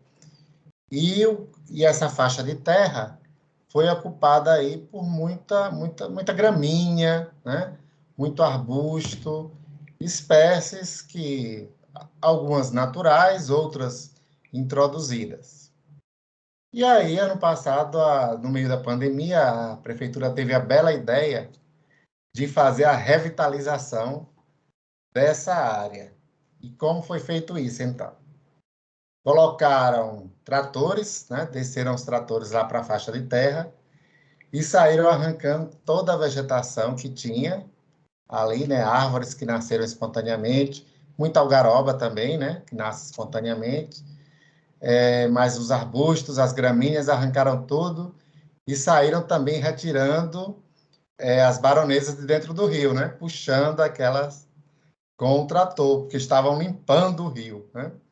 Limparam o rio, tiraram toda a vegetação, deixaram a areia descoberta e aí estavam revitalizando e agora ficaram só os canais bem visíveis do esgoto correndo. Aí entra o exército para fazer o reflorestamento, segundo a campanha da prefeitura. E começaram a plantar mudas, né? Então foram plantando mudas em toda a região, a área ali, e fizeram um sistema de irrigação com aquele cano de PVC, né, preto, mas aquele próprio para irrigação, e largaram as mudas lá, deixaram lá, né? E se houve irrigação eu não percebi, né, porque eu fiquei bem atento, né, ao que eles estavam fazendo, não percebi. Como é o resultado? As baronesas voltaram, porque o esgoto continuou sendo jogado ali, e você tem, né, as raízes ali, os tubérculos que voltaram a reproduzir. A colonização, né, as gramíneas, né, a sucessão primária ali voltou a acontecer. As árvores que foram plantadas sem cuidado, sem cercamento, sem nada, muitos cães, né, muita gente ali não foram para frente, mesmo porque a área é muito quente, né? E toda a área foi recolonizada com aquelas gramíneas e com aqueles arbustos que estavam ali, né? Então, voltou à mesma situação inicial. Então, veja que isso foi um procedimento capitaneado pela Secretaria do Meio Ambiente. E é a noção que as pessoas têm, né? E a campanha que se fazia de reflorestamento, recuperação da mata ciliar no município de Petrolina. Então, essa é a noção que se tem, né, de recuperamento de área aqui na região. Às vezes essa área nem era de mata, né? Era uma área de várzea, com a vegetação aquática mesmo, né? Com taboas, né? E o pessoal acha que recuperar é sair plantando grama em placa, sabe? Fazendo uma coisa assim, bem de muita intervenção, né? Aí nessa aí o exército não teve nem tempo de pintar os caules das árvores de branco, né? Não. Porque elas não cresceram, né? Não cresceram. Então, não cresceram. Então é isso, né? Tem que ter muita... analisar muito a área, analisar o solo, analisar, né, todos os aspectos. Você não pode simplesmente chegar e achando que restaurar é muito mais do que sair plantando árvore, né? porque você sai plantando árvore e essas árvores não vão para frente, o local muito, né? Mas muito provavelmente fizeram isso assim como um evento, entendeu? Uhum. Tem muito isso, a gente vai encontrar muito isso. A prefeitura quer fazer um evento de reflorestamento, não vai funcionar, né? Não é um evento, é só um evento, só vento mesmo. E aí depois passa, porque não, né? O processo tem que ser muito bem planejado. Tem alguém pedindo a mãozinha aí, com a mãozinha, deixa eu ver quem é. É Rosilene. Pode falar, Rosilene. Sou eu. Deixa eu abrir aqui. Boa tarde. Então, só para, na verdade, não é uma pergunta tão complexa, só para entender um pouco, já que foi citada aqui das comunidades tradicionais, falando um pouco dos indígenas, como é que a gente já tem algumas suposições de como eles veem essa questão, né, dos recursos naturais, desse cuidado, mas dentro desse trabalho, né, nesses diálogos que aconteceram com essas comunidades, como é que eles visualizam essa necessidade da restauração da caatinga, desse bem maior que é o que está, né, nosso bioma, que está ao nosso entorno, como é que eles visualizam isso, se eles já fazem isso naturalmente, se esse diálogo ele estimula uma preocupação maior. Eu queria entender um pouco isso especificamente nessa pesquisa, nesse trabalho. Tá.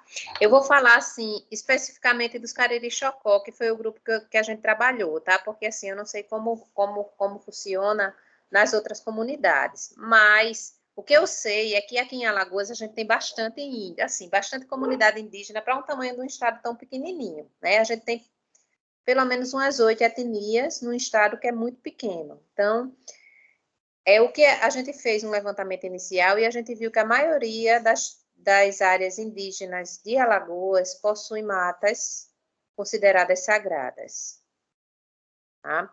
Então, são matas que são conservadas com finalidade de prática de rituais religiosos, que é o Oricuri, que aqui é o Oricuri, né? Que é onde se bebe a jurema, né? A gente tem várias espécies de jurema que são consumidas, né, no ritual.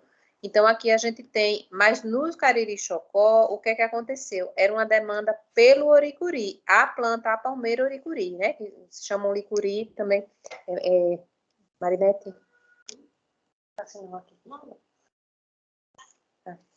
Então, então, a palmeira, eles queriam 600 mudas de oricuri para a gente plantar. Só que aí eu tinha uma aluna que conseguiu uma bolsa, e a gente, na época, estava com recurso, né?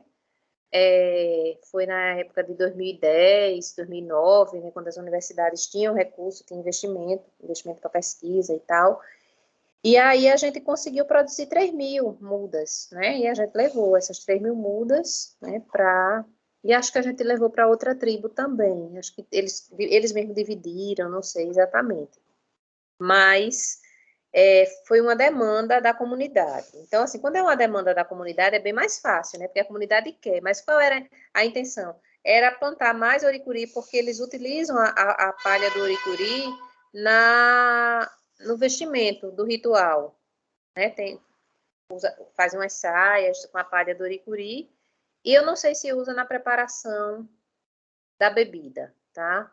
Eu não sei, eu não sei como é que se prepara a bebida que é consumida no ritual, mas eu sei que o oricuri é uma planta muito valorizada na comunidade Cariri Chocó. E a mata dos Cariri Chocó é chamada de mata do oricuri, e o ritual é chamado de oricuri, tá? Porque o ritual é chamado de oricuri, né, quando a planta, a bebida que se toma é a jurema, que é uma outra planta, eu não sei, tá?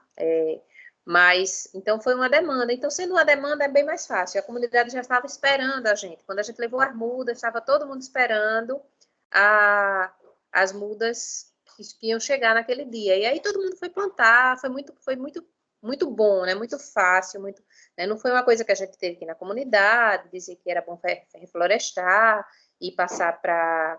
né, e convencer, não, isso aí eles já estavam completamente convencidos, né, de que era importante, eles queriam. E aí, quando a gente levou as outras plantas, eles resolveram que deveriam plantar fazendo um cinturão próximo da mata sagrada, ampliando, né, essa área de mata que já tinha sido desmatada, que já tinha, né, eles agora conseguiram uma área muito maior, né? Conseguiram ampliar. Agora não, tem uns 6 anos que conseguiram a área que eles estavam reivindicando. Então, assim, a probabilidade de ter áreas para ampliação, né, é bem maior.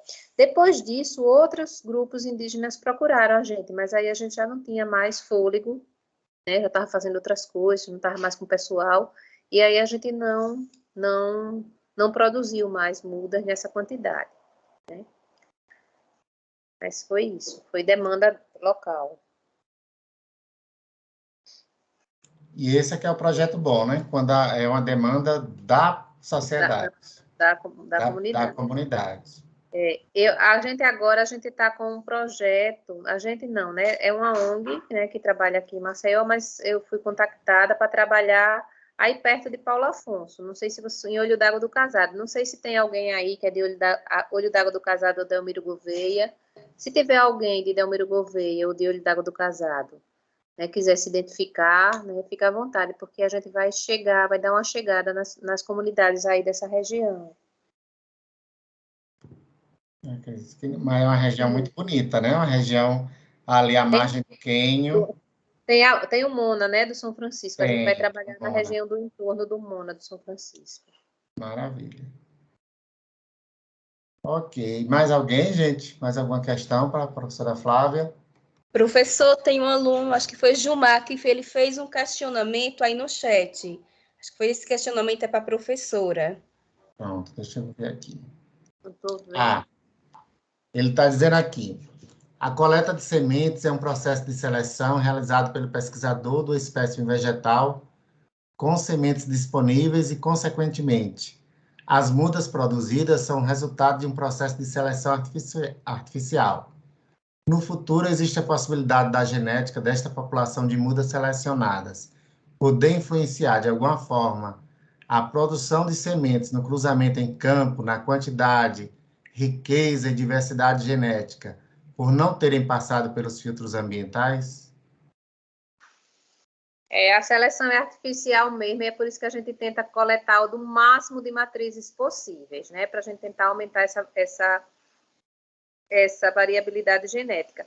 Mas, no fim das contas, na seleção, a gente vai ser uma seleção artificial, mas na sobrevivência dessas mudas, vai atuar a seleção natural mesmo, porque a gente vai plantar essas mudas no campo, e algumas vão sobreviver e outras não. E no próprio viveiro, né, quando a gente coloca no viveiro com condições não muito fáceis, né, como o pessoal...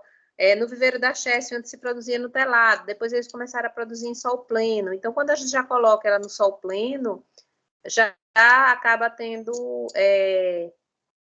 uma seleção ali mesmo no viveiro, né? A gente planta muito, a gente costuma plantar muito em canteiro, em vez de a gente plantar já no saquinho, a gente já planta no canteiro, bota muitas sementes no canteiro e depois a gente já escolhe no canteiro. Agora, claro, que é seleção tudo artificial. Por quê? Porque o que é que a gente escolhe quando a gente vai no canteiro e escolhe? A gente escolhe a que cresceu mais, em geral. E a que cresceu mais nem sempre é a que sobrevive mais, né? Então, a gente está fazendo uma seleção, né? Então, por isso que eu digo, olha, a melhor restauração é a natural, é a sucessão natural. Quando é que a gente deve entrar com interferência? Naquelas situações que eu mostrei no início, né, da apresentação.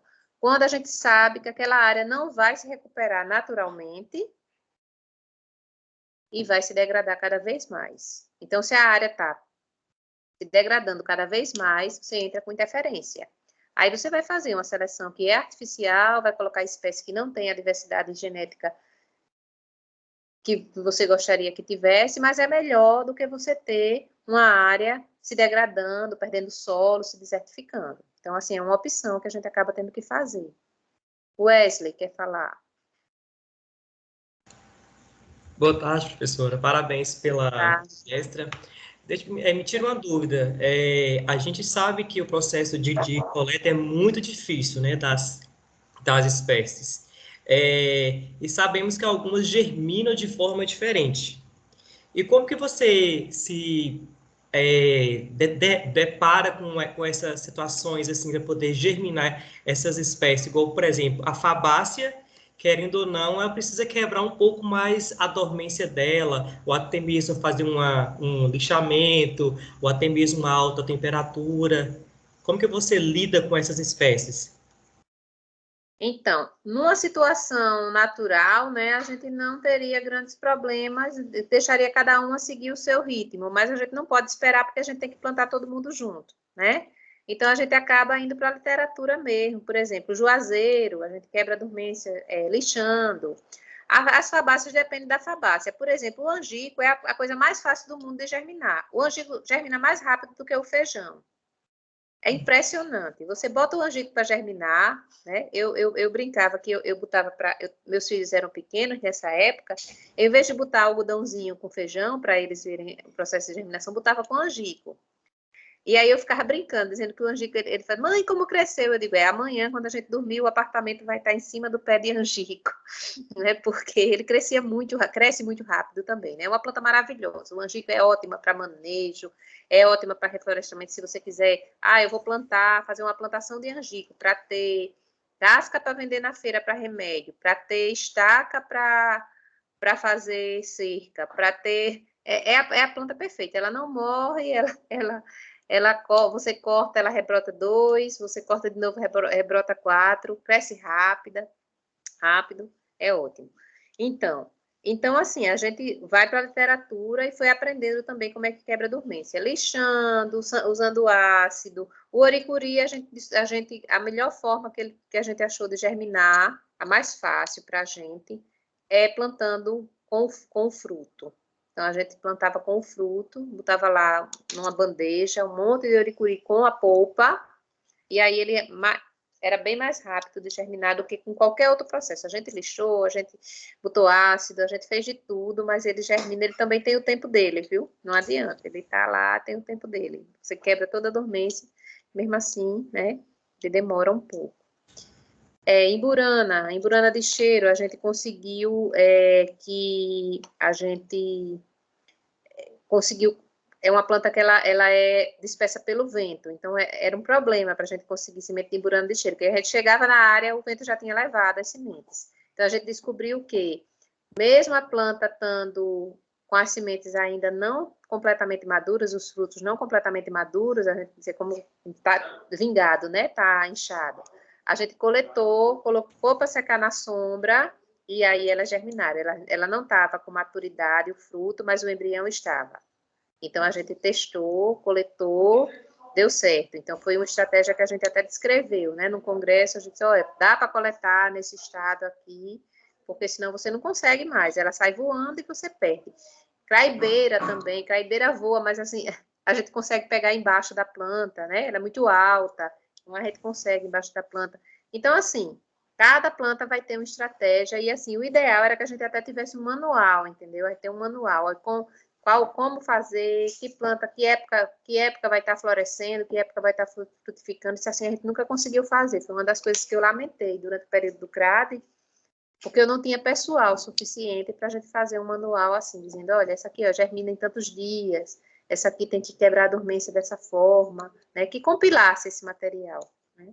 É uma coisa interessante de se fazer. Então, é uma ideia boa.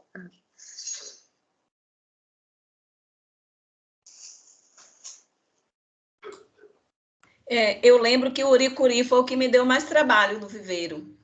Eu lembro que uma aldeia indígena, Cacique Afonso, ele foi lá pedir para a gente, em Paulo Afonso, para que os alunos, né, produzissem uricuri. E deu muito trabalho, né? A germinação dele leva muito tempo. Muito tempo. A gente dizia assim, quando a gente desistia dele, ele germina. Quando a gente achava que ele não ia germinar mais e jogava fora, ele nascia. Mas aí a gente descobriu que, assim, quando a gente traz com a polpa, aquela polpinha amarela, e coloca a gente usava para o uricuri, a gente, em vez de não botava nos saquinhos, porque a gente bota no saquinho, perde um monte de saquinho, né? Um monte de saco, porque muitos não germinam. Então, a gente compra aquelas bandeiras, ou bota em canteiro de tijolo, a gente usava muito de colocar aquelas bandejas de construção civil. Fazia aquelas bandejas de carregar cimento, furava, dava terra, jogava o uricuri em cima, botava uma camadinha de terra, e aí a gente ficava esperando, aí ele germinava mais rápido, assim, com a polpa, né? Foi a forma que a gente achou melhor. Mas mesmo assim, é coisa que vai 2, 3 meses, né? Demora. Muito bem, mais alguém? Acho que só. Então, vamos agradecer a professora Flávia por estar aqui conosco, né? E trazer esse tema tão interessante para a gente, um tema que é discutido lá em gestão socioambiental, nas disciplinas, né? De disciplinas obrigatórias do nosso programa. Né? Nós temos também professores aí que fazem esse trabalho de recomposição de mata aqui no DTCS, né? Nós temos a professora Maria Herbenha, que tem um herbário também de plantas da Caatinga e tem uma estufa de produção de mudas para recomposição de mata ciliar. E temos aí nossa aluna do doutorado que está no trabalho de recatingamento. Não sei se a professora Flávia já ouviu falar do IRPA, no semiárido. Sim, então pronto. Nós temos uma pesquisadora do IRPA que está fazendo doutorado conosco e está fazendo esse projeto de recatingamento em comunidades de fundo de pasto.